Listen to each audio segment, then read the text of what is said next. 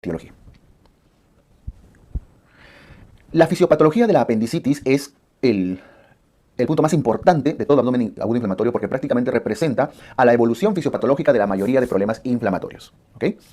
Todo comienza, sabemos, con la obstrucción de la base, pero luego que se obstruye hay una secuencia de fases y de eventos que ocurren. ¿Okay? Voy a hacer un esquema acá en la parte superior mostrando un apéndice, acá, un ciego. Ahí está. Vamos a poner, ya, como si se estuviera obstruyendo la base apendicular. Se obstruye por un fecalito. Una vez que se obstruye, el apéndice poco a poco pierde capacidad de drenaje. ¿Pero drenaje de qué? No olviden que toda víscera recibe sangre, pero tiene que drenar líquido linfático y sangre venosa, ¿no es cierto? Entonces, cuando hay una obstrucción, lo primero que ocurre es que el apéndice empieza a distenderse, a hincharse, a edematizarse. ¿Por qué? Porque no hay un adecuado drenaje linfático ni venoso, que por cierto son las primeras estructuras que se obstruyen, porque son las que llevan menos presión, ¿no es cierto? Sigue recibiendo sangre, pero no lo puede drenar. Esto genera que el apéndice empiece a edematizarse. Significa que su pared se empieza a engrosar, a aumentar de tamaño. Y al edematizarse, al engrosarse, cada vez va aumentando más la presión que evita el adecuado retorno linfático y venoso. ¿Esto qué genera? Que la capa más externa que tiene el apéndice, que es la serosa, empieza a estirarse. ¿Por qué? Porque se está aumentando de tamaño la víscera. ¿Y se acuerdan qué tipo de inervación tiene la serosa? Por cierto, la serosa es peritoneo visceral. ¿Recuerdan de embriología? Es peritoneo visceral. Y tiene una inervación. La inervación de la capa más externa de la serosa es una inervación de tipo simpática. Por eso, cuanto más se congestiona, se edematiza el apéndice, el apéndice estimula esta capa externa y hay estímulo de tipo simpático. Eso ocurre al inicio. Pero el apéndice sigue hinchándose. Y cuando ya se ha hinchado, entre comillas, edematizado, aumentado de tamaño, llega un momento en el que ya no puede recibir adecuadamente sangre arterial. Recuerden, lo primero que se obstruía eran los vasos linfáticos y venosos. Pero ahora, cuando ya la obstrucción se hizo mayor y el edema ya generó mayor presión en contra, pues ya no permite una adecuada irrigación. ¿Okay? Por lo tanto, eso va a ir progresivamente llevando a una isquemia intestinal. ¿Okay? Una isquemia apendicular que puede llevar a la necrosis.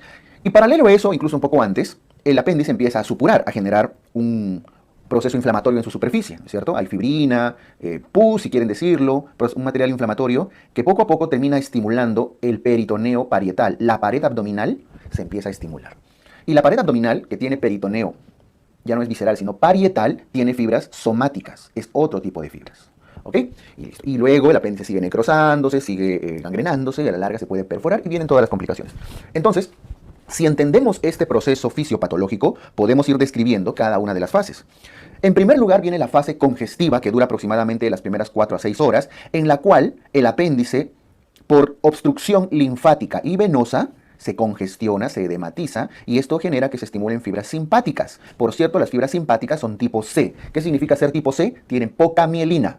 Son amielínicas. ¿Y qué pasa si una fibra nerviosa tiene poca mielina? No conduce adecuadamente el dolor y en general cualquier impulso nervioso. Por lo tanto, al no haber una buena conducción nerviosa, una conducción del dolor, el dolor se hace inespecífico, mal localizado, que la persona no sabe si realmente le está doliendo ni dónde ocurre esa sensación que parece dolor.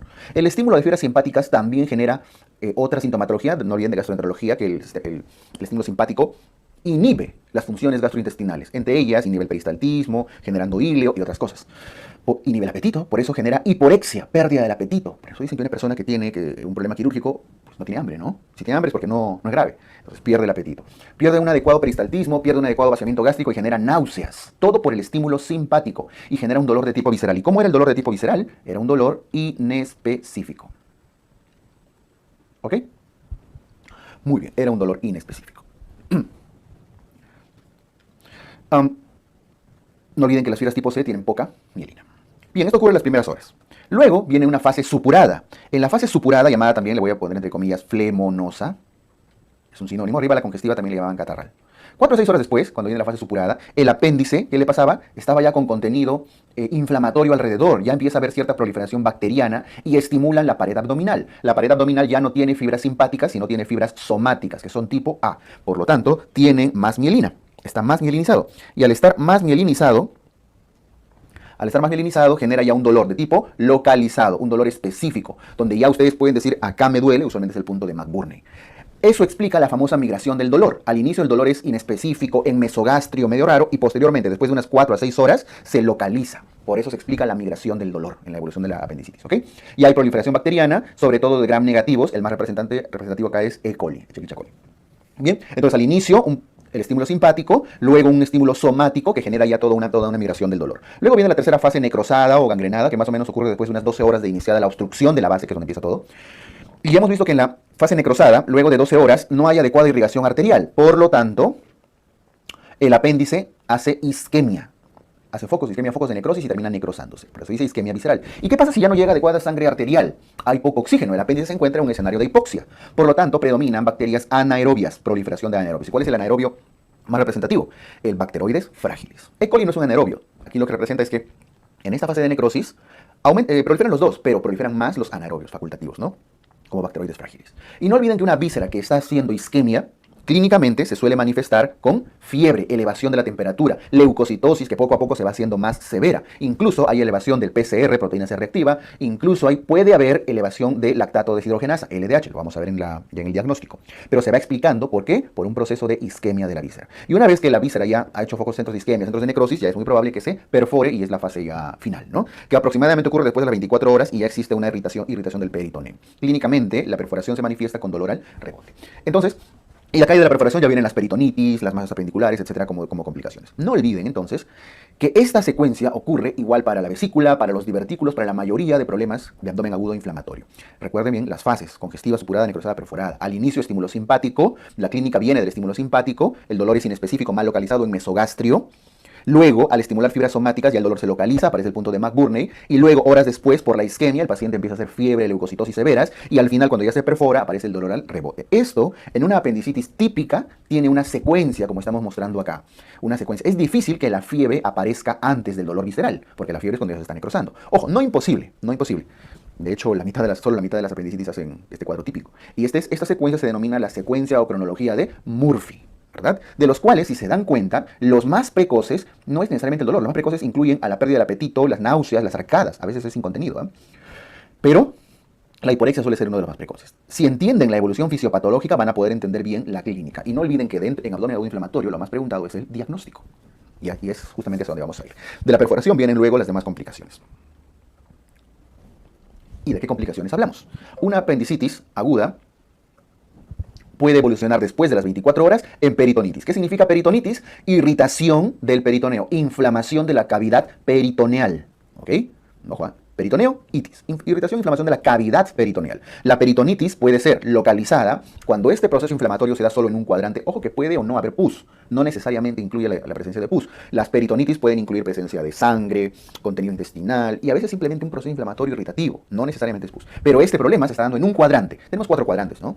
Que lo dividimos en una cruz del abdomen. Y evidentemente el cuadrante afectado suele ser el cuadrante inferior derecho, cercano a la fosa ilíaca derecha, que es donde está el apéndice. O puede ser generalizado o difuso cuando hay 2 o más cuadrantes, mayor o igual a 2 cuadrantes. No tiene que estar todo el peritoneo para hablar de, toda la cavidad peritoneal para hablar de peritonitis generalizada, sino basta con 2. Esto es lo más común, la complicación más frecuente de las apendicitis, pero no es la única. A veces, por un mecanismo de defensa, el llamado patrullero del abdomen, ¿a quién le llaman el patrullero del abdomen? Al epiplon, ¿no? El epiplon viaja, repta, hacia la zona que se está perforando en el apéndice y lo envuelve.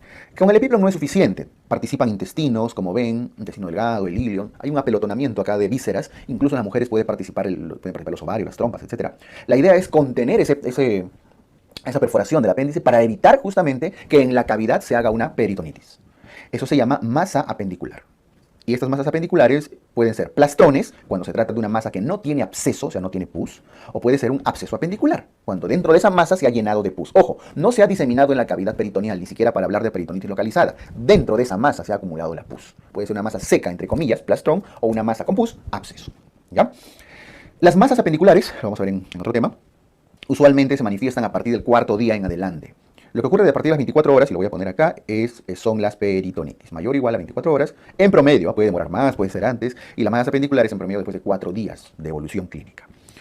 Y otra complicación que es muy severa corresponde a las pileflebitis. Noten que un proceso inflamatorio a nivel del apéndice viaja por vena porta, por eso es importante recordar el drenaje venoso del apéndice, por vía portal viaja hacia el hígado, formando microabscesos hepáticos. Pileflebitis, llamado también tromboflebitis portal. Son microvasos hepáticos por diseminación a través de la mesentérica superior hacia la vena porta. Entonces, en una pileflebitis, clínicamente, ¿qué va a haber? Va a haber ictericia. ¿Qué más va a haber? Hepatomegalia. Entonces, ustedes dirán, ¿pero qué? ¿Le dolía? Tenía dolor en el punto de McBurney, ahora está ictérico. ¿No será biliar? Entonces, ahí vienen las confusiones. Por eso, a veces las tromboflebitis no se diagnostican correctamente. Uno piensa que es una colangitis por la ictericia que tiene, y a veces el apéndice sigue perforándose y no se termina de encontrar el foco. Hepatomegalia, elevación del diafragma y todo lo que un absceso del hígado puede generar. Esta es una complicación altamente mortal por el gran compromiso hepático que se puede generar. ¿Ok? Listo, esto respecto a las complicaciones de la apendicitis. La más frecuente es la peritonitis, pero la más mortal, incluso con tratamiento antibiótico, es la pileflebitis.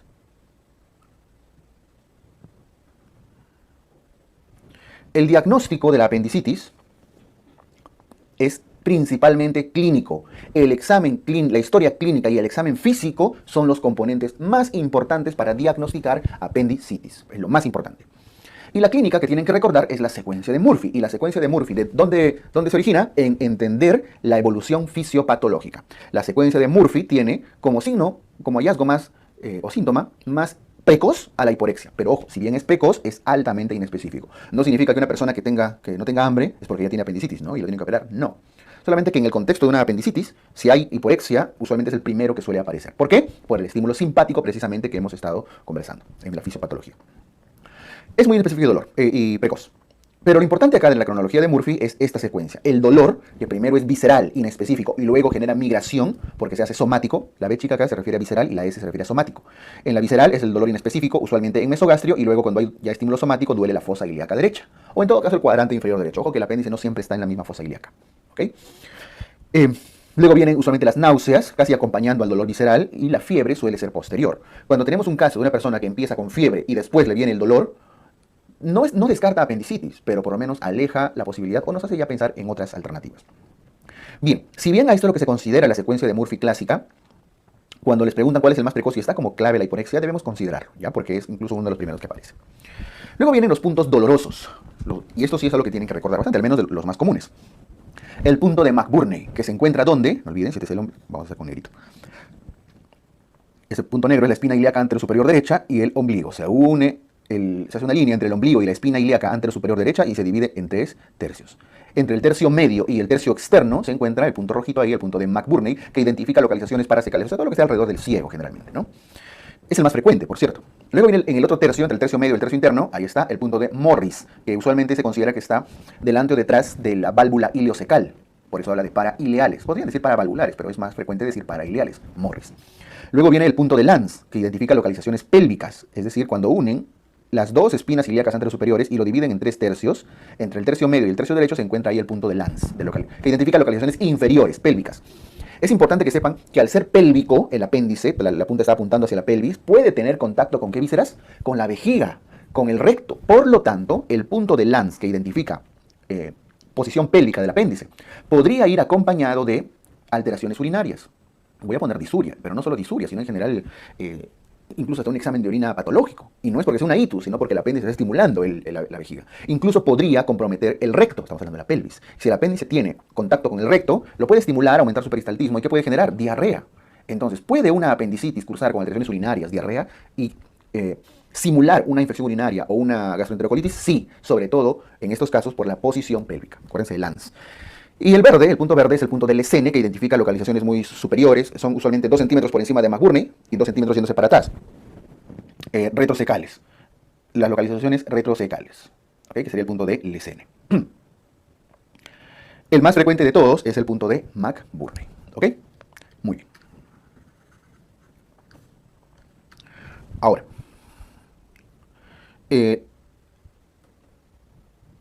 los puntos dolorosos, no puntos dolorosos, sino los signos. Aquí debe decir signos, ¿ya? Los signos, estamos en la parte baja a la izquierda. Los signos y maniobras para el diagnóstico. El signo de Robsing. El signo de Robsing ocurre cuando palpan en la fosa ilíaca izquierda y giran su manito hacia el lado derecho, generando dolor en la fosa ilíaca derecha. Vean la imagen arriba el cuadrito, miren. Ponen su mano en el lado izquierdo, lo giran y llegando hasta el lado derecho. El dolor se hace más intenso acá. Por eso dicen que es dolor en el lado derecho cuando palpan en el lado izquierdo, aunque en realidad deben llevar la mano presionando el marco cólico de retroceso para distender el ciego y generar mayor dolor. ¿Okay? Para efectos prácticos, palpación en el lado izquierdo, dolor en el lado derecho.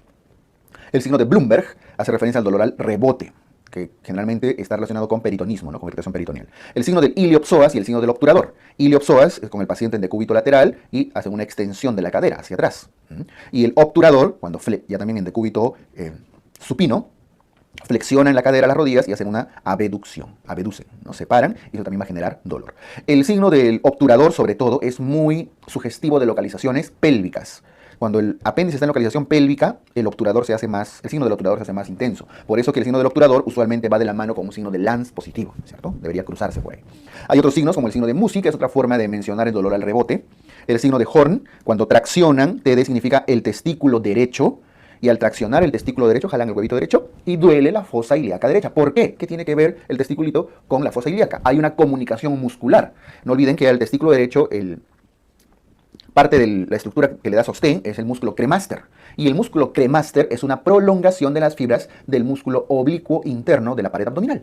Entonces tiene sentido. El oblicuo interno de la pared, cuando ya llega al canal inguinal, se convierte en músculo cremaster o alguna de sus fibras especializadas. Entonces hay esa comunicación y ese dolor reflejo. Entonces muchas veces incluso una apendicitis puede cursar con dolor testicular y simular. Y uno piensa que el problema está en el testículo, será una torsión, será una orquitis y a veces el problema está en el apéndice. ¿Ok? Signo de Horn. Y listo. ¿Qué exámenes auxiliares? Hemos dicho que el diagnóstico de la apendicitis es eminentemente clínico. Clínico. Entonces los exámenes auxiliares son totalmente de ayuda diagnóstica. ¿Ok? De ayuda diagnóstica. El más específico de todos los exámenes auxiliares, si estamos hablando de imágenes, es la tomografía. La tomografía idealmente contrastada, aunque no siempre hay que ponerle contrastes si es que hay contraindicaciones. Una tomografía simple ya debería poder diagnosticar una apendicitis, mostrando lo que hemos comentado desde la fisiopatología, la dilatación y el engrosamiento de la pared. Aquí estamos viendo esa línea blanca alrededor, es la pared engrosada y dilatado el apéndice, ¿no? Vamos a dar medidas ahora. Es el más específico y que diagnostica como un gol estándar la mayor cantidad de apendicitis. Sin embargo, en mujeres gestantes y jóvenes no se hace ecografía, al menos no de inicio. Sobre todo si ya está gestando, no se le puede hacer. Y si es una mujer joven en edad fértil, siempre hay que sospechar la posibilidad de una gestación y no mandar a tomografía de frente, disculpen, sino a ecografía. ¿Okay? La ecografía tiene el mismo fundamento, encontrar la dilatación apendicular con el engrosamiento de su pared, con el edema, con presencia o no a veces de coprolito de fecalito. El hemograma es un examen útil y van a encontrar aumento del recuento leucocitario, más de 10.000 leucocitos usualmente, y más específico sería con desviación izquierda, considerando una neutrofilia por encima del 75-80% o más del 5% de elementos abastonados, ¿no? ¿Okay? La leucocitosis con neutrofilia, ¿no? Desviación izquierda. La elevación de PCR y de LDH son útiles, no son muy sensibles, de hecho la sensibilidad es muy baja, pero cuando aparecen pueden ser más específicos. No superan de ninguna manera la leucocitosis como elemento diagnóstico, además que es más caro, menos accesible y demás cosas, y mucho menos a un buen estudio de imágenes y mucho menos a una buena clínica, pero considérenlo, es viable. Son específicos, pero no son muy sensibles. Y eso ya es un problema cuando se quiere hacer diagnóstico temprano, ¿no? ¿Qué hallazgos? Considerando que la tomografía y la ecografía son los estudios de imágenes importantes. Los hallazgos, para empezar, la pared debe medir más de 2 milímetros. Está engrosado. El edema de la pared lo lleva más de 2 milímetros. Y el diámetro debe ser de más de 6 milímetros. Significa que a partir de 7 milímetros ya podemos empezar a sospechar o a pensar en apendicitis. ¿Okay? Pared más de 2, diámetro más de 6.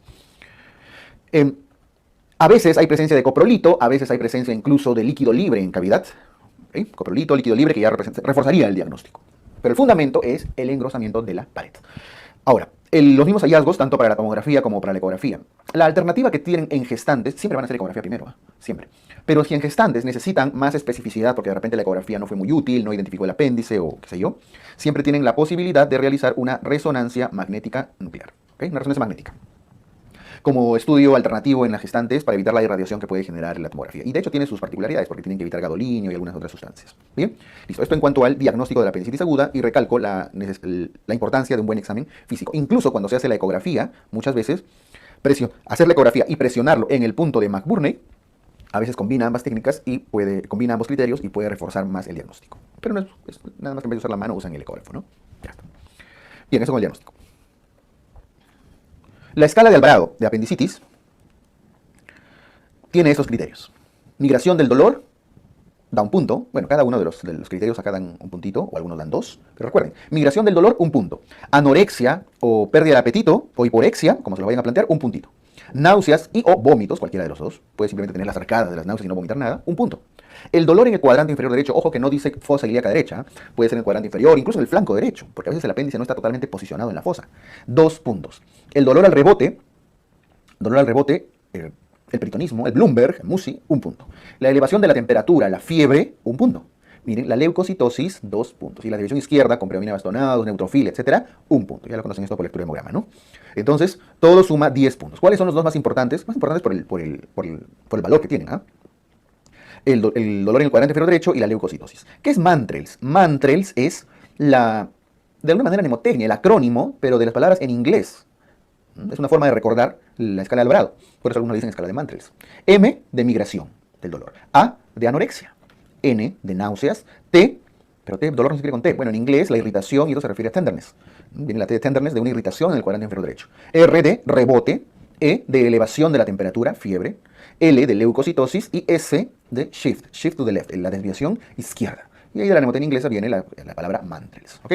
No olviden que los dos valores, les decía, que más puntaje dan a la escala de Alvarado es la palpación, un buen examen físico encontrando dolor en la fosa ilíaca derecha, cuadrante inferior derecho, y un buen hemograma encontrando leucocitosis. ¿Está bien? ¿Cómo se interpreta?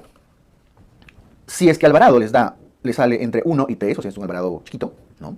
La posibilidad de apendicitis es muy baja, entonces tienen que buscar otras causas de dolor. Que no dice que no sea quirúrgico, probablemente hay otro problema porque se tengan que operar. Incluso hasta podría ser un problema ovárico si es una mujer, etc. Pero hay que seguir explorando, hay que seguir investigando. No significa dar de alta ni nada de esto, pero buscar otras causas de dolor. Si es que Alvarado sale en un valor intermedio, 4, 5, 6, significa duda diagnóstica. Y ante la duda diagnóstica, miren que ya han hecho todo su estudio físico, tienen que recurrir a exámenes auxiliares. Y el gol estándar acá es la tomografía. Ahora, no siempre van a poder hacer tomografía. Eventualmente va a poder ser una ecografía. ¿Qué pasa si la tomografía o la ecografía no son útiles? O no les dan una buena imagen, ya sea por técnica o por sí que simplemente no hay. Pero William, en mi hospital no hay tomógrafo. Bueno, pues habrá un ecógrafo. No hay ecógrafo. William, no hay ni luz en mi hospital. Ya, ¿qué vamos a hacer? No hay imágenes que les puedan hacer. Entonces, ¿qué alternativa tengo? No lo voy a operar. No le voy a dar de alta. Este es un concepto para todo. Si tienen duda diagnóstica, no se opera de frente. Es mejor en apendicitis esperar 12 horas. 12 horas. Significa la siguiente guardia, ¿no es cierto? Que le evalúe el siguiente turno. Y 12 horas después le piden un hemograma. ¿Por qué? Porque 12 horas después tienen que volver a calcular la escala de Alvarado. Se supone que si tiene 4, 5, 6 el paciente no está grave, ¿no? No están dejando un paciente muy perforado o algo, porque si no, todo hubiera salido los valores volando. Miren que basta con dolor en fosa ilíaca derecha, leucocitosis y fiebre, ya tienen 5 prácticamente. Agregan una desviación izquierda o algo por aquí, rebote, y ya les sale 7 o más. Entonces, no se está dejando un paciente en mal estado. La duda diagnóstica implica confirmar, y si no pueden confirmar, esperar, con un hemograma 12 horas después. Antes de hablar del rojo, ¿qué pasa 12 horas después? Si 12 horas después Alvarado les sale entre 1 y 3, entonces, listo, era otra cosa, se ha mejorado, otras causas de dolor. Busca explorar otras cosas. Pero mayor o igual a 4, 12 horas después ya implica operarlo. Apendicectomía. ¿Ya? En el normal, antes de las 12 horas, en la primera evaluación, con entre 1 y 3, otras causas de dolor. Entre 4 y 6, imágenes, tomografía. 7 a más justifica operarlo, apendicectomía. Pero si esperan, en la duda diagnóstica le hacen un hemograma y recalculan su Alvarado 2 horas después, de repente bajó la fiebre, de repente ya el hemograma ha mejorado, qué sé yo, ha empeorado. Si le sale entre 1 y 3, otras causas, y basta con 4 para operar al paciente, porque ya no van a seguir esperando 12 horas, ¿no? Ahí sí ya tienen una duda que ya amerita una exploración, generalmente una laparoscopía exploradora. Bien, listo. La importancia de la escala de Alvarado es sobre todo para descartar, más que para diagnosticar. O sea, es más útil para descartar. Significa que Alvarado tiene un valor predictivo negativo, más alto que el valor predictivo positivo. ¿Ok? Hay modificaciones de Alvarado, hay Alvarados que consideran en base a 9 puntos. Los Alvarados que consideran en base a 9 puntos es porque no consideran la desviación izquierda como un elemento a estudiar, sobre todo porque se le estaría dando mucho puntaje al hemograma, ¿no? 3 puntos por encima de los 2 puntos que tiene un examen físico, ¿no? Un punto de Mahurni, por ejemplo. Entonces, la interpretación va a ser la misma. Igual, entre 1 y 3, entre 4 y 6, de 7 a más. Ahí no hay variación. ¿Ok? Listo. Esto con la escala de Alvarado. Bien, seguimos. El diagnóstico diferencial de apendicitis tiene como principal diagnóstico diferencial a la adenitis mesentérica. Su propio nombre lo dice, adeno, ganglios, glándulas, ¿no? Itis, inflamación de las glándulas del mesenterio. El mesenterio es esta estructura, el meso, que sostiene y lleva la irrigación a prácticamente todo el tracto gastrointestinal en el abdomen. El colon tiene su meso, el ileón tiene su meso, el apéndice tiene su meso, y esos tienen ganglios. Y esos ganglios usualmente se inflaman. Entonces, no es un problema porque se obstruyó la base del apéndice, sino porque los ganglios alrededor están inflamados. Y esto puede ocurrir por cualquier problema viral. De hecho, un catarro, un resfrío, una faringitis, un proceso diarreico puede inflamar ganglios. ¿Okay? Esto es más frecuente en los niños, en los adolescentes. La adenitis mesentérica. Incluso un cuadro de COVID, que se hizo tan frecuente, puede generar una inflamación ganglionar sistémica incluso, y puede simular una apendicitis por el dolor cercano en esta zona. Bueno, la adenitis mesentérica puede usualmente ocurre por una infección viral previa, una infección viral respiratoria, podría ser gastrointestinal. Y no olviden que las infecciones virales generan en el hemograma elevación de leucocitos, sí, pero a predominio de linfocitos. No hay desviación izquierda, hay linfocitosis. No hay desviación izquierda. ¿Ok? Muy bien. Es el diagnóstico diferencial más importante, sobre todo en niños. Otro diagnóstico diferencial es la diverticulitis de Meckel.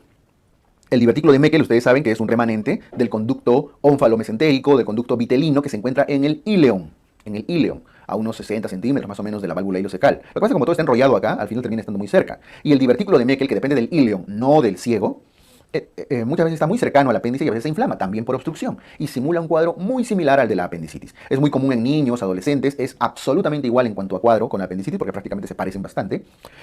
Y este sí presenta leucocitosis con desviación izquierda. Por eso es que el que más se parece todavía a apendicitis, solamente que la adenitis es más común. Ahora, no son los únicos diagnósticos diferenciales. Existen otros diagnósticos. Por ejemplo, un embarazo ectópico puede simular apendicitis. Solamente que aquí tienen que tener datos de fecha de última regla, menorrea, etcétera, ¿no? El embarazo ectópico, las gastroenteritis, cualquier problema diarreico puede simular una apendicitis, incluso hasta puede coincidir. Una infección del tracto urinario, una neumonía. ¿Qué cosa? ¿Qué tiene que ver el tórax, una neumonía con el apéndice? Las neumonías, sobre todo basales del lado derecho, que tienen contacto ya cerca con el diafragma, puede generar un dolor reflejo en fosa ilíaca derecha y puede simular una apendicitis. Las neumonías basales derechas y en general, cualquier problema, las torsiones anexiales, las enfermedades pélvicas inflamatorias, es decir, todo lo que pase en el abdomen, la pelvis, incluso parte del tórax, puede ser diagnóstico diferencial de apendicitis. Acá les he mencionado básicamente los más comunes, los más comunes sobre todo con un enfoque de pregunta, ¿no? Bien. Vamos al tratamiento de la apendicitis. La apendicitis, clásicamente, se realiza apendicectomía. Hay tendencia a realizar ciertos tratamientos antibióticos, evitar la cirugía, pero esto aplica sobre todo para algunos casos no complicados, ¿ok? No complicados y que no sea un coprolito la causa, porque no van a deshacer el coprolito con antibióticos, ¿no? Entonces hay criterios. De hecho, en la fase más dura de la pandemia por COVID, cuando los centros quirúrgicos estuvieron colapsados, cerrados, y solo se operaba lo muy, muy, muy necesario, urgente, muchos casos de apendicitis no complicadas se trataron de manejar con antibióticos y con bastante éxito. Pero fuera de eso, más allá de algunas circunstancias y recomendaciones, el tratamiento de la apendicitis es apendicectomía, sacar el apéndice. Ahora, esto puede hacerse por una incisión abierta, y ahí tienen las incisiones clásicas, ¿no? Las transversas o las oblicuas, dentro de lo clásico de la cirugía abierta. Ahora, va a depender si se trata de apendicitis complicadas o no complicadas. Las no complicadas se refieren a aquellas que no tienen peritonitis. ¿Ok? Y las incisiones clásicas son la de Rocky Davis, la incisión transversa, y la de McBurney, las incisiones oblicuas. Ambas, que están dibujadas ahí en el gráfico, como una X, aplican para situaciones no complicadas en las cuales no hay peritonitis. ¿En qué se diferencian? Ahora vamos a ver. Y las complicadas que ya tienen peritonitis, ¿ok? Usualmente requieren incisiones medianas para medianas y significa infraumbilicales, por debajo del ombligo. Miren, de verde se está resaltando, vean en la imagen, hay una línea verde, la incisión transversa es la de Rocky Davis. ¿Y se acuerdan? Porque ahí está resaltándose, miren, la R de Rocky Davis, la R de transversa, por eso estaba con mayúsculas. Es una forma de mnemotecnia, recordar, ¿eh? Y la oblicua, ahí está de azulito, la oblicua, la de McBurney, con B de McBurney, con B de oblicua. Es una forma mnemotecnia que podría ayudarles. Listo, la transversa la Rocky Davis y la oblicua la de McBurney. Y las verticales, estas por debajo del ombligo, son las medianas o paramedianas infraumbilicales que se hacen en situaciones complicadas en la cual hay que hacer lavado de cavidad o ya hay en general un proceso peritoneal que corregir. ¿Ok? Listo. Todas estas incisiones corresponden a las técnicas abiertas, que cada vez se hacen menos porque hoy en día estamos haciendo más cirugía laparoscópica, ¿no es cierto? Que es una forma clásica de colocar 3 puertos, una por el ombligo y 2 adicionales. Hoy en día se está haciendo por un solo puerto, con imanes, transumbilicales, etcétera. Diferentes técnicas, pero digamos lo clásico ha sido esta forma. De hecho, ya lo ideal por una cuestión de no solo estética, sino de menos complicaciones postoperatorias, menos dolor, menos estancia, es la laparoscopía. Y al paciente lo que más le beneficia es que tiene menos dolor, ¿ok? Menos tasa de infección de sitio operatorio, menos estancia hospitalaria, porque se puede ir de alta si no es muy complicado, a veces al día siguiente, a veces a los 2 días, dependiendo, ¿no? Pero sobre todo menor dolor para el paciente. Esto como conceptos generales de la laparoscopía. Ahora, una vez que han hecho la incisión abierta o laparoscópica, según fuere el caso, hay que sacar el apéndice.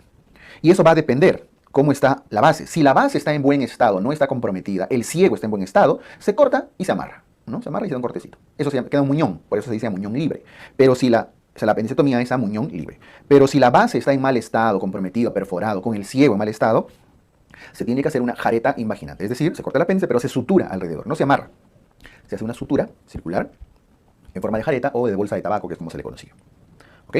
Ahora, eso respecto a la apendicectomía. ¿Qué pasa si hay peritonitis? Si hay peritonitis, tenemos que ver. ¿Se trata de una peritonitis localizada o generalizada? Si es localizada, el manejo incluye apendicectomía, sección del apéndice,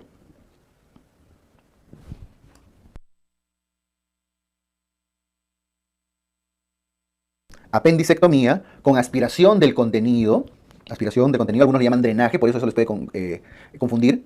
Drenaje se refiere simplemente a aspirar el contenido purulento, aspiración o drenaje con su respectiva antibiótico terapia. Algunos usan más la palabra drenaje, pero no se refiere a dejarle drena, se refiere a aspirar. ¿Okay?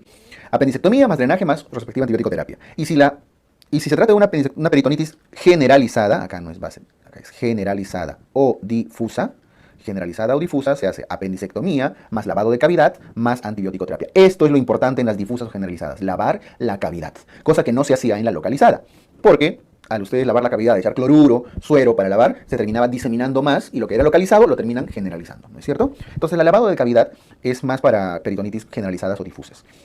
Lo cual con la laparoscopía un poco es controversial porque ahora con la laparoscopía en las localizadas también se puede lavar, solamente que se trata de un lavado controlado. ¿No? Si por ahí ven alguna vez esa palabra lavado controlado, tal vez sí sea una buena opción para peritonitis localizada. Pero en conclusión, la diferencia en el manejo de las peritonitis es que la generalizada se lava la cavidad. En ambos casos tienen que administrar antibióticos. Y los antibióticos deben incluir antibióticos para gram negativos y para anaerobios. El esquema, siempre preguntan, o sea, no en el examen, sino siempre en las dudas, nos suelen comentar, ¿y cuál es el esquema recomendado? Cualquiera que incluya gram negativos y anaerobios. Okay, cualquiera. Respetando siempre el uso racional de antibióticos, ¿no es cierto? Porque no van a lanzarse de frente con ertapenem, por ejemplo. ¿No? Pero estoy cubriendo ambos. En las guías americanas siempre recomiendan como de primera línea, piperacilina tazobactam, ¿no? El famoso pipetazo, lo cual no está muy disponible en ciertas regiones, en nuestro medio. Entonces se suele hacer combinaciones de aminoglucósidos, amicacina, con metronidazol, a veces con clindamicina, ciprofloxacino con metronidazol, etc. ¿no? O alguna cefalosporina de segunda generación combinado con metronidazol, siempre cubriendo ambos esquemas. El asunto es que el tiempo promedio debe ser un promedio de 5 a 7 días. Eso sí es que quieren sacar un tiempo aproximado, 5 o 7 días de antibióticos. Lo cierto es que algunas guías recomiendan que se da antibiótico intravenoso hasta 48 horas después de cedida la fiebre. Porque después de operarse todavía va a haber fiebre un día más y a veces otro día, ¿no? No por infección de la herida, sino por el propio proceso inflamatorio. Disminuye la fiebre, usualmente reciben 2 días más de tratamiento intravenoso y luego se van de alta con vía oral. Se puede continuar incluso. Pero eso va a depender de criterios clínicos. Bueno, para efectos prácticos, 5 a 7 días de antibióticos.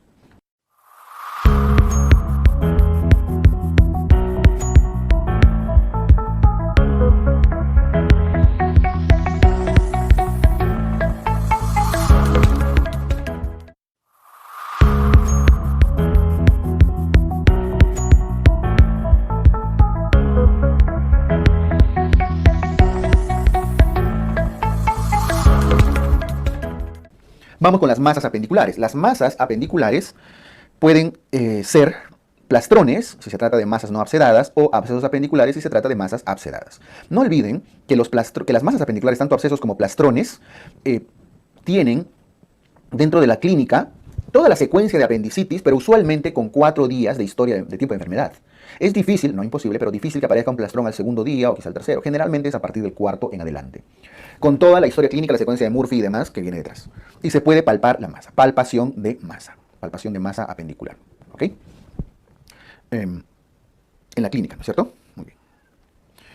El estudio de elección cuando se sospecha de una masa apendicular es la tomografía, independientemente de la edad. Aplica para niños, aplica para adolescentes, jóvenes, ancianos. Lo que no aplica es para gestantes, evidentemente, donde la ecografía va a ser el estudio de elección, ¿no? Ecografía. Pero igual si les preguntan por ancianos y demás, siempre la tomografía, con el cuidado respectivo del contraste, si es que es un paciente renal y demás criterios, siempre va a ser el estudio de elección para confirmar la presencia de un plastrón. Pero ojo, varios días de dolor en fosa ilíaca derecha con palpación de masa en una persona joven, adulta, listo, masa apendicular, plastrón, absceso. Esa tomografía usualmente para diferenciarlos. El tratamiento de las masas apendiculares va a depender. Si solamente es un plastrón, no tiene presencia de pus, es solamente antibiótico terapia. Manejo antibiótico. Solamente que aquí los antibióticos no son 5 a 7 días. Los antibióticos aquí duran a veces en promedio 2 semanas, como manejo de plastrones, manejo de abscesos. Y si se trata de un absceso, concepto general de absceso, pus, chupo, se drena.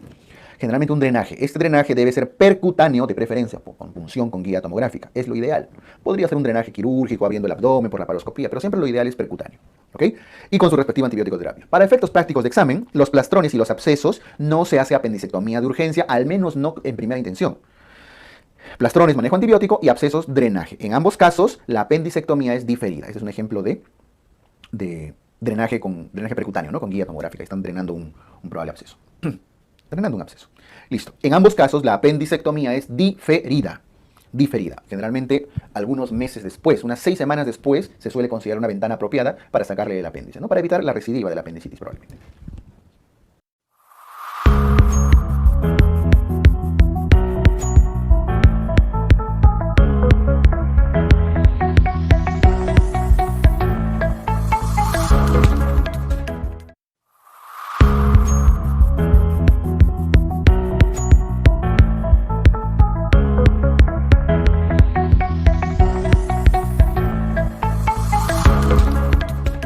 Y vamos con las apendicitis atípicas. ¿A qué se refiere apendicitis atípica? Por supuesto que se refiere a aquellas apendicitis que no siguen un cuadro típico de apendicitis. ¿Y qué era una apendicitis típica? La apendicitis típica era aquella que sigue la secuencia de Murphy, la cronología de Murphy. Pero lamentablemente solo el 50-60% de apendicitis son típicas. Las atípicas, por lo tanto, son aproximadamente el 40% de casos. ¿Ya? Y veamos, los niños son un cuadro común de apendicitis atípica, que no sigue la secuencia de Murphy. No empieza con dolor, que luego migra, luego hace fiebre, luego se perfora. No. Los niños se suelen manifestar sobre todo con obstrucción intestinal. Y estamos hablando, cuanto más niño es, 6, 5, 4 años, no hace cronología de Murphy. Se manifiesta con obstrucción. Quiere decir vomitando, distendido y con dolor. No sigue una secuencia general. Es raro encontrar apendicitis en niños menores de 2 años. Es muy raro. Por una cuestión anatómica que el apéndice en los niños tiene la base más ancha. O sea, en relación al resto del apéndice. No es como si fuera un triángulo el apéndice. Base ancha. Entonces es difícil que se obstruya. Estamos hablando de niños de meses, de 1 año. A partir de los 2, 3 años de vida ya el apéndice toma su configuración final. Voy a acercar un ejemplo. En los niños muy pequeños el apéndice es así. Y el ciego es así. Entonces, obstruir esta base es más difícil. Estoy exagerando en la proporción, ¿eh? Pero en niños ya más grandes, y sobre todo en adultos, el apéndice es así, con una base más estrecha, fácil de ser obstruido. Entonces, esa es una de las razones anatómicas por las cuales los niños pequeñitos, menores de 2 años, 1 año, tienen menos probabilidad de hacer apendicitis. No imposible. Se manifiestan con obstrucción y, además, tienen más tasa de complicaciones. ¿Por qué? Hay un dato. Porque tiene el epiplon corto, tiene más facilidad de perforarse, su peritoneo todavía no está desarrollado por completo, entonces se hace peritonitis con más facilidad, se complica más rápido. ¿Okay? Igual el resto, el diagnóstico es con examen físico, tomografía de ser necesario, etc. Eso sí sigue la misma secuencia. Las gestantes, está gestando un baby ahí, las gestantes tienen un detalle acá. Las gestantes también tienen una forma atípica de presentación, de hecho no siguen la secuencia de Murphy. El diagnóstico es más difícil porque el útero está, la cavidad abdominal está ocupada por un útero grávido. Por lo tanto, la posición del apéndice ya no es la común. No es la que tiene no está en la fosa ilíaca derecha, ni siquiera en la fosa ilíaca derecha, ¿no? Todo está ocupado. Entonces el diagnóstico se hace bastante difícil. Un detalle con las gestantes. Siempre en el diagnóstico deben hacer ecografía. Y si no se tiene disponibilidad de ecografía, la resonancia es la alternativa ideal. Sin embargo, sabemos, y somos que ser realistas, la posibilidad de tener un resonador, a veces en toda una ciudad, es a veces imposible. ¿Cierto? Entonces, ¿qué pasa con las gestantes? ¿Se acuerdan de la escala de Alvarado? Para empezar, que la escala de Alvarado no se debe usar, o en todo caso se recomienda evitarse o interpretarse de otra forma en casos atípicos, tanto niños, gestantes, ancianos. Pero si lo hicieran, tienen que considerar lo siguiente. En esa duda diagnóstica de 4, 5, 6 de la escala de Alvarado, ¿se acuerdan que decíamos tomografía, que en el caso de la gestante va a ser ecografía o va a ser resonancia magnética, ¿no es cierto? Ya estamos asumiendo que resonancia es muy probable que no haya. Y el ecógrafo probablemente no sea concluyente, porque ni siquiera lo va a encontrar al apéndice, es probable. Lo normal era que haya 12 horas de espera, ¿se acuerdan? 12 horas de evaluación con un hemograma posterior para decidir si se opera o no en una persona común. Pero si a gestante ustedes esperarían 12 horas, ustedes podrían dormir tranquilos en su guardia diciendo hay una probable apendicitis junto a un útero grávido con la posibilidad de que eso termine en un óbito fetal, solo por la duda. No, en gestantes no se puede hacer eso. Entonces en gestantes la alternativa a esa espera de 12 horas para un hemograma después, para que lo dejen en la siguiente guardia, es laparoscopía exploradora, laparoscopía diagnóstica. Significa entrar con el laparoscopio y mirar directamente el apéndice. Si el apéndice está bien, listo, sale. No lo van a sacar, ¿no? Porque si está sano, ¿para qué lo van a sacar? Aprovechan en explorar qué más hay, si hay un problema que esté mal. Y finalmente de repente es solo un problema obstétrico, bueno, no solo, tal vez sea un problema obstétrico o urinario, etc. A veces cortar el apéndice puede ser más riesgoso, ¿ok? Y si ya encuentran en la laparoscopia el apéndice en mal estado, lo sacan, pues, lo operan. Ya, eso es lo que reemplaza a la espera de 12 horas. Un dato, en las gestantes, el segundo trimestre es el momento más frecuente de apendicitis y afortunadamente es el momento más seguro para una laparoscopia, ¿ok? Listo. Los ancianos, aquí el detalle de los ancianos es que ellos sí no suelen hacer una cronología Murphy clásica porque el abuelito, para empezar, tiene menos inmunidad, está inmunosuprimido. Entonces, de por sí la respuesta inflamatoria del anciano es distinto al de una persona joven. Eso significa que la irritación del peritoneo va a tener una respuesta menor. No significa que va a evolucionar más lento. Ojo, no, el apéndice puede estar perforando. Pero los ancianos se manifiestan con menos dolor. Al haber menos respuesta inflamatoria, menos fiebre y menos leucocitosis. El abuelito se puede estar pudriendo por dentro, ¿no? Su peritonitis puede estar así grave, y le dice, sí, me duele un poco, sobrino, me duele un poquito. Lo toman en temperatura normal, le dan un hemograma y hasta leucopenia incluso hacen. Ustedes saben que los ancianos se manifiestan a veces más con leucopenia que con leucocitosis. Ustedes dicen, pero está normal sus exámenes, y cometen el error a veces de calcular la escala de Alvarado. Se puede hacer, pero ojo, interpretando lo de otra forma. ¿Ya? O sea, considerando que no va a ser necesariamente leucocitos de 15.000, 18.000, a veces basta con 10.000, 11.000 y ya el abuelito está muy mal. ¿Okay? Menos dolor, menos fiebre, menos leucocitosis y en general más complicaciones. Entonces, cuando evalúan su escala de Alvarado o diagnostican la apendicitis, en los ancianos tienen que tener bastante cuidado, bastante cuidado. ¿Ok? Muy bien. Esto con las apendicitis atípicas, que como ven corresponde a por lo menos el 40% de los casos de apendicitis.